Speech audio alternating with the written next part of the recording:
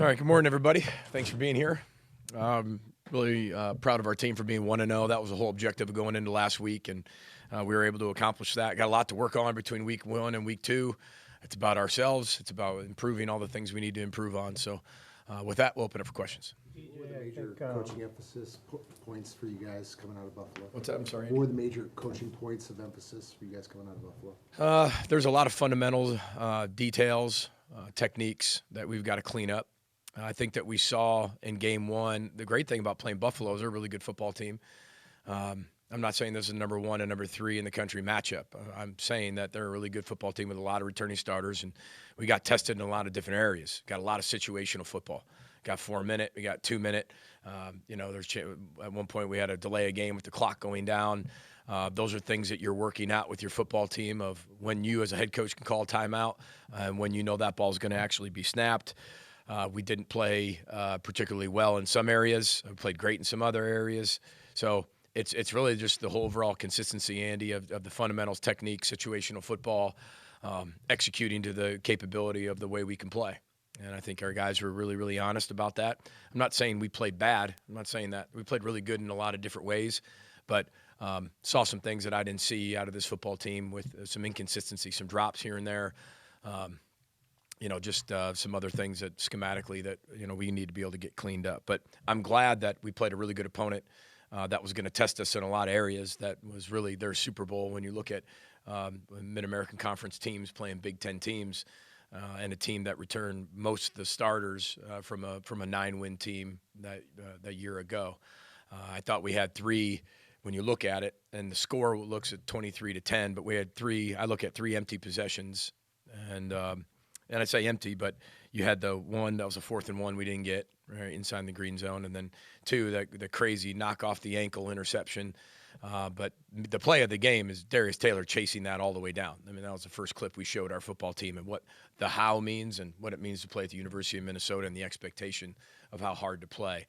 And then we have a 9-minute, 45-second drive to end the game, which we're on the 18-yard line, and it's 1st and 10, so there's no points in that either. So I think when you look at it, it looks closer than maybe it was and the total yards and things like that. But I was really proud of our team finding a way to win and respond, and they had to respond in a lot of different areas with their back against the wall, and you want to see that out of your football team early, and I think you got a chance to see this team's DNA right away. So, PJ, Buffalo's defensive line, I think a lot of people don't realize how good they are. It looked like your offensive line maybe got better as the game went on. The last drive was impressive. Who stood out maybe for you on the offensive line?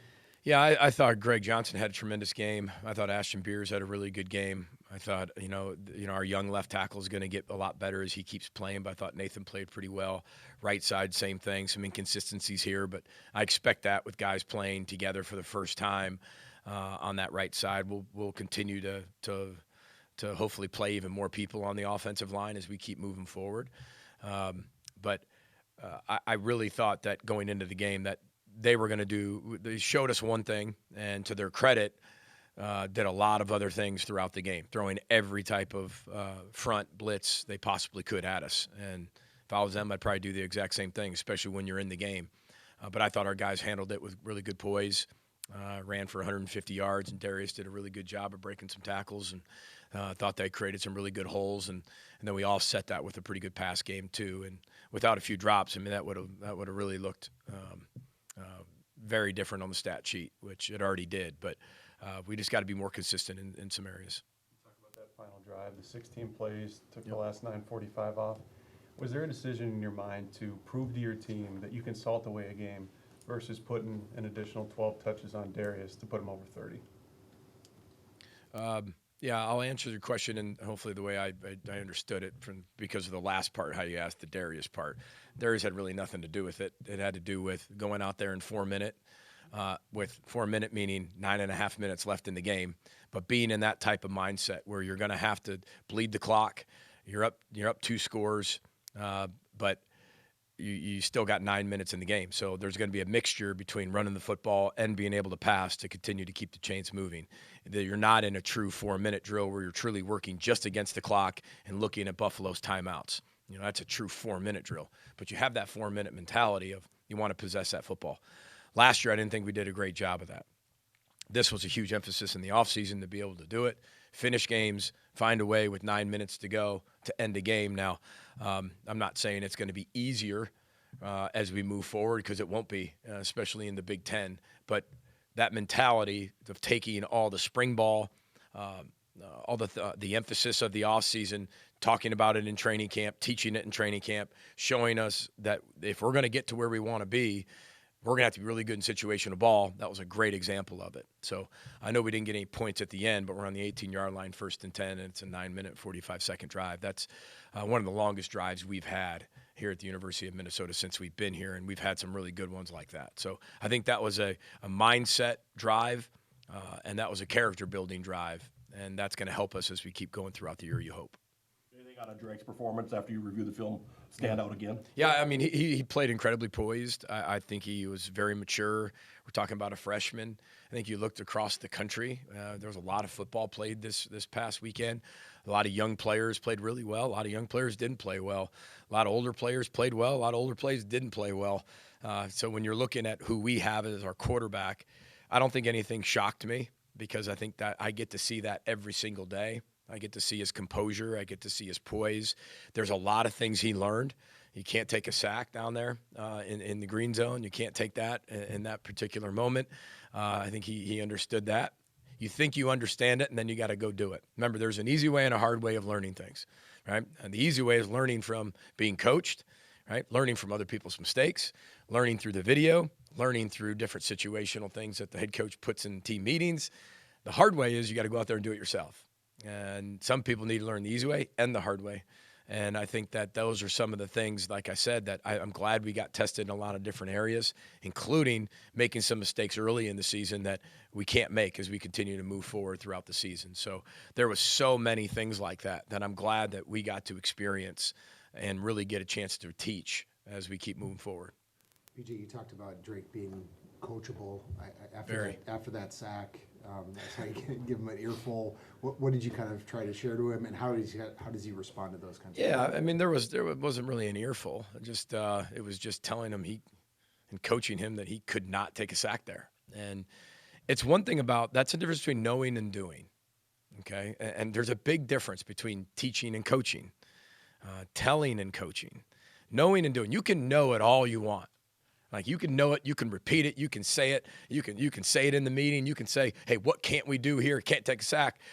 And then you do it. And where's the disconnect, right? And those are the things that you go back as a head coach. Okay, so I thought he knew it. And I obviously didn't do a good enough job of coaching it. And in that moment, though, you got one chance, because I'm a firm believer in the way we coach. You've been at practice, Andy, a long time. The coaching is immediate here. Within 5 seconds, if you're not coaching something, they already forgot about what you're talking about. They're already on to the next play. The impact isn't going to be as big, because just like as a little kid, right? When you did something and your parent caught you and you were on it, I mean, it jolted you a little bit. And, hey, I remember that. I remember that lesson. If you talk to me 2-3 days later, I'm like, what are you talking about? Like what do you mean? An hour later, I'm going to tell your dad when your dad gets home. Okay. And then dad got home and the story doesn't even make sense. I don't know what mom's talking about. I don't really, it kind of happened that way. It's got to be immediate. And that's when we had our moment on the field where he knew that you just can't take a sack in that moment. He knows it, but now he's got to go do it and continue to transfer that over into the doing piece. Last year, Heatherman talked about how you guys had 22 missed tackles, and then on Thursday, I think Pro Football Focus had you at 0. Yeah. What was it about your tackling that you go from 22 in the opener last year to this year, very few? Well, I think that when you look at it, you want to get better in tackling. I mean, that's one of our big three in the 78% statistics we talk about. It's the ball tackling and explosive plays. I think Danny Collins does a really good job of teaching it. I think we do a really good job of emphasizing it, and I think we've done it more than we ever probably have in an off season. And I'm not saying tackling just each other in practice. We did that a little bit more in training camp than we probably have, but it's the drills starting every single practice with the tackling convention, the tackling circuit. It's the emphasis from the coaches. Even our pass rush circuit. Everybody's a pass rusher. So if you're gonna get what you emphasize, and I thought in the offseason we emphasized tackling in a major way, and we have a lot of guys who have played a lot of football for us on that side that should continue to get better. But that's something we're gonna have to be really good at. This football team, for us to have, however you want to consider success, has to do the little things really, really well. The little things, the blocking, the tackling, the catching, the breaking tackles, tackling the ball carriers. I mean, those things we're gonna have to do really, really well. And I thought it was a good start in that department. Where do you feel like Darius has maybe come the furthest in 2 years? I think the furthest he's come is, I think, his vision. I think being able to see the schemes for what the schemes are. I think that was one of the hardest transitions for him when he first got here. Great athlete, could catch the football, could break tackles. He's a big player. He's really good in space. He's tough. He's good in pass pro. He's smart. But I think the understanding of all the run concepts we have, this isn't just inside zone and outside zone. Our run game is way more extensive than it used to be with just Mohammed Ibrahim, but it's and just having a huge offensive line where it's just vertical. This is a little bit more extensive. And I think he's got a really good understanding conceptually of what we're doing and where he needs to take his eyes and what we're doing with the run game. And I think he can continue to get better. Don't get me wrong, but I think that's where he's taken a big jump. BJ, down on the 8-yard line, the tush push doesn't work. Yeah, that's a bad call by me. Move on. That's a horrible call. I mean, it doesn't. And I'm sitting. That was a horrible call. That was bad. That was mine. Okay, you put that on you. 100%. Yeah. Question is, do you feel like you have sort of a... When you're sitting there as a head coach saying, I think I should call timeout right here. I really think I should call timeout right here. I really think I should call time. Well, I'm just idiot. thinking about who didn't block well. But, it wasn't about blocking. That was going to be very difficult. They do a pretty good job with the sneak. We knew that going in.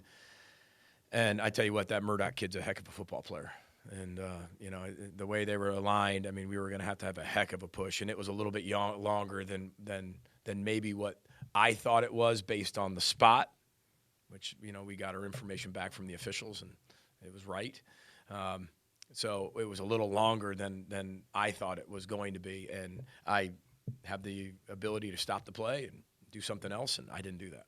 So that one's on me. Based on those kinds of situations maybe going forward, is there kind of a favorability or a bias by you toward the tush push, or is there a huge... Well, really, it was a tush push with the tight end and a certain formation, and it was a really yard and a half-ish. So, to me, bad call.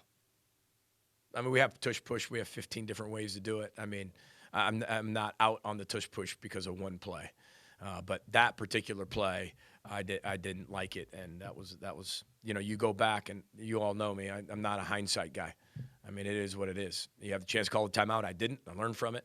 I got to be better as a head coach.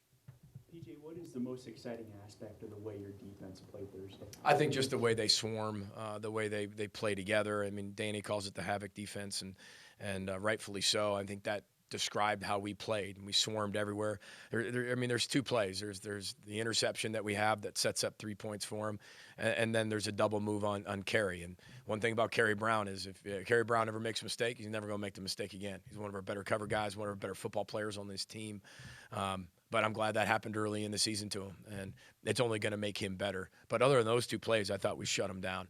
I mean, literally shut down their entire offense. They have an all-MAC running back. They've got a really good, maybe the best offensive line in the Mid-American Conference. So I thought that our guys did a really good job tackling, really good job swarming the ball, creating havoc. The only thing we just didn't do was create the takeaways that we need to continue to create, so to have success this season. What did you learn about your pass-catching core there in the first game? I like them a lot. I mean, I like our receivers. I'm not going to let 3 drops sit there and say, okay, well, I don't like them. I mean, I really like them. They just have to realize that as we keep growing together, that this has a chance to be a really special passing game. And it doesn't come around very often when you have a chance to be really, really special in the pass game. And we cannot take that for granted on either side, whether the quarterbacks or the receivers. And not that they're taking that for granted, but you can't. Let's Jalen Smith's a freshman, and he's running a dig. The only place that ball could have been thrown was exactly where that ball was thrown. And it wasn't thrown there on accident. That was Drake knowing exactly where that ball had to be. And the slide piece and then getting hit on top, that's going to happen, right? But a young person who hasn't necessarily done that, played Big Ten football, played in the Big Ten yet, played at this level, doing that, now he understands that every contested catch, or most catches in the Big Ten are going to be contested catches, and you're going to get hit. You could take the pad all you want, right, and hit person after a catch, right, that we do in practice every single day. Same thing I talked about earlier between knowing and actually doing. But when you slide and those people are going to come over you on top of that ball, it's just a different experience than what you're seeing in practice. Every time we do something, we will learn from it. And this team has done that all year since January and continued to show that all through training camp. And I expect us to respond in week 2. But I'm very encouraged by what I saw, even the run after the catch with Javon Tracy, his dig route that he caught and what he was able to do with that afterwards. The explosive play ability that we have that we can get behind people. We just have to execute at a higher level, and we will definitely do that. PJ, with Northwestern State having a 20-game losing streak until this Thursday, how do you kind of avoid a letdown? This is, I know that they're going to be really, really excited to come in here and play, and rightfully so. Anytime you break some type of streak, I mean, I remember, if you think back to when I always say that one of the turning moments for us in our tenure here is when we beat Wisconsin at Wisconsin after 14 straight years of losing. When I got recruited to Northern Illinois, they were on a losing streak. And took the goalposts into the lagoon, and then from there, the whole program turned around. And so those are program-defining wins that can really jumpstart a whole program. We're just getting started on them as of yesterday and spent the whole day on them. But I do know that, they're going to be really, really confident coming in here. They're a very different team than they were last year, a lot of turnover in their roster. But the focus is us. The focus is on proving on the things that we weren't very good at in game 1 to go to game 2. It's simply about us. It would be the same way no matter who we play. A lot of you have been around me a long time. I don't believe in the biggest jump you make is between game 1 and game 2. It's game 1 to 2, 2 to 3, 3 to 4, 4 to 5. And I've said that every single year. We want to keep developing and keep getting better through every single game that we play. And there's a lot to get better at from game 1 to game 2 that we have to clean up. And we're going to have to play harder.